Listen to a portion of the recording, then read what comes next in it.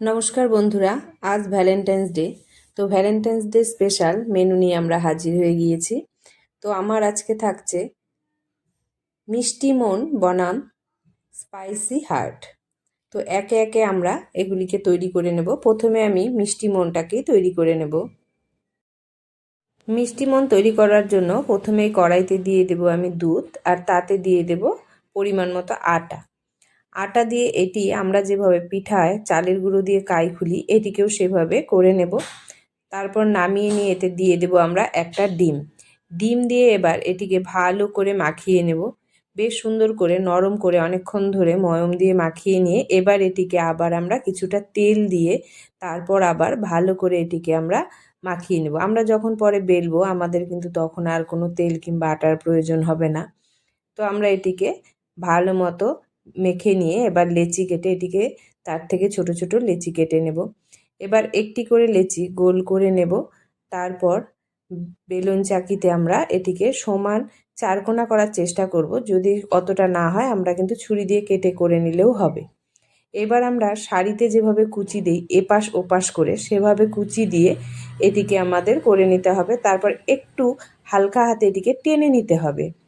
টেনে নিয়ে এটিকে আমরা ফোল্ড করে নেব এভাবে, নিচটা এভাবে লাগিয়ে জুড়ে দেব। আপনাদের যদি অসুবিধা হয় একটু হাতে জল নিয়ে নিতেও পারেন, তাহলে কিন্তু খুব সুন্দরভাবে সেটে যাবে। তারপর মাথাটা দেখুন এভাবে আমরা একটু বেঁকিয়ে নেব। দেখুন আমাদের কিন্তু মিষ্টি হার্টের আকার চলে এসেছে। এভাবে আমি একে একে সবগুলি হার্ডই তৈরি করে নেব। এটা কিন্তু আটার তৈরি, তাই আপনাদের হার্ডের পক্ষেও কোনো ক্ষতি হবে না। আটা দিয়েই আমি দুটি রেসিপিই করব। আবার একইভাবে শাড়ির কুচির মতো একই দিকে কিন্তু দিলে হবে না, একবার এপাশে একবার ওপাশে দিয়ে কুচিগুলো করে আমি একে একে হার্ডগুলোকে তৈরি করে নেব। আমার মনগুলি কিন্তু সব তৈরি হয়ে গেছে। এবার এগুলিকে মিষ্টি মনে পরিণত করার পালা।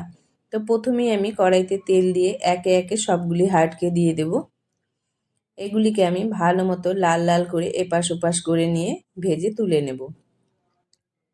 ভালো মতো লাল লাল হয়ে গেলে তারপরে কিন্তু আমি এগুলোকে উঠিয়ে নেব। এগুলো কিন্তু বেশ কড়া করেই আমি ভেজে নেব।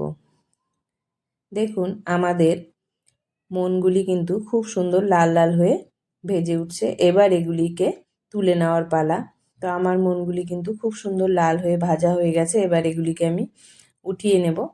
এগুলিকে উঠিয়ে নিয়ে এবার এগুলিকে মিষ্টি মনে পরিণত করার পালা।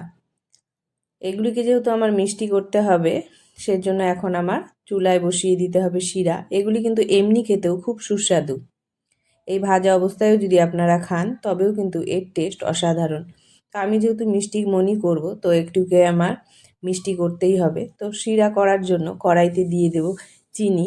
এবার পরিমাণ মতো জল দিয়ে কয়েকটি এলাচ দিয়ে এটিকে আমি শিরায় পরিণত করে নেব। আমি কিন্তু রসগোল্লা কিংবা যে কোনো মিষ্টি শিরার মতো অত ঘন শিরা করব না, যেহেতু আমার আটা দিয়ে তৈরি।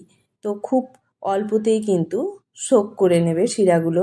তো আমি খুব বেশি ঘন শিরা করব না, পাতলা শিরা করেই কিন্তু আমি এই মনগুলির উপরে শিরাটা ছড়িয়ে দেব। এতে কিন্তু আমি চুবিয়ে দেব না।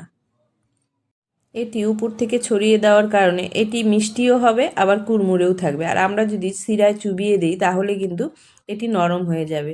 তো কুড়মুড়ে এবং মিষ্টি হলেই কিন্তু আমাদের খেতে অনেক বেশি ভালো লাগবে। এবার উপর থেকে এতে আমি কিছু ড্রাই ফ্রুট কুচি করে ছড়িয়ে দেব।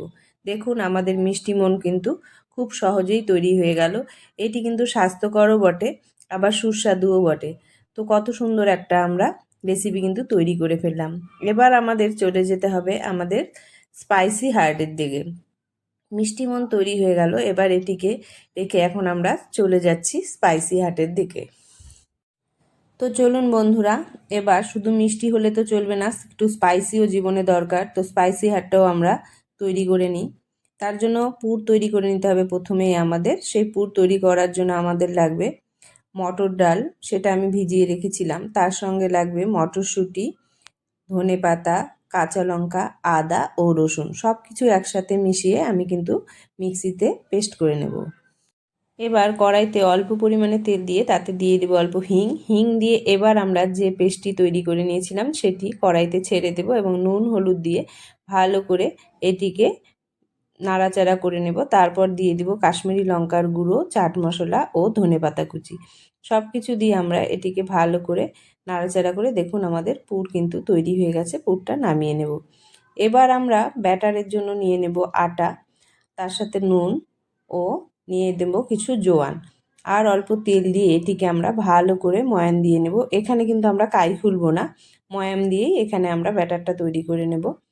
তো ডো তৈরি করার জন্য আমি এখানে আগে ভালো করে ময়াম দিয়ে নেব, এরপর জল দিয়ে আমরা যেভাবে পরোটার ডো তৈরি করে থাকি সেভাবেই এখানে আমরা একটি ডো তৈরি করে নেব। শেষে আমি কিন্তু কিছুটা এখানেও সরষের তেল দিয়ে দিব, দিয়ে আবার মেখে নেব, যাতে আমি পরে যখন হার্টগুলো তৈরি করব তখন যাতে এগুলি আমার কোনো তেল বা আটা লাগে না এবং খুব পাতলাভাবে হয়, না হলে কিন্তু ভাজার পরে আমার কাঁচা থেকে যাবে, কারণ এটি আমি দুটো লেয়ারে ব্যবহার করব।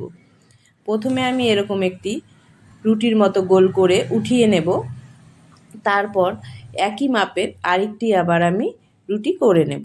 তো প্রথম রুটিটা আমার হয়ে গেছে, এটি আমি এখন আরেকটু পাতলা করে নিয়ে এটিকে তুলে রেখে দেব।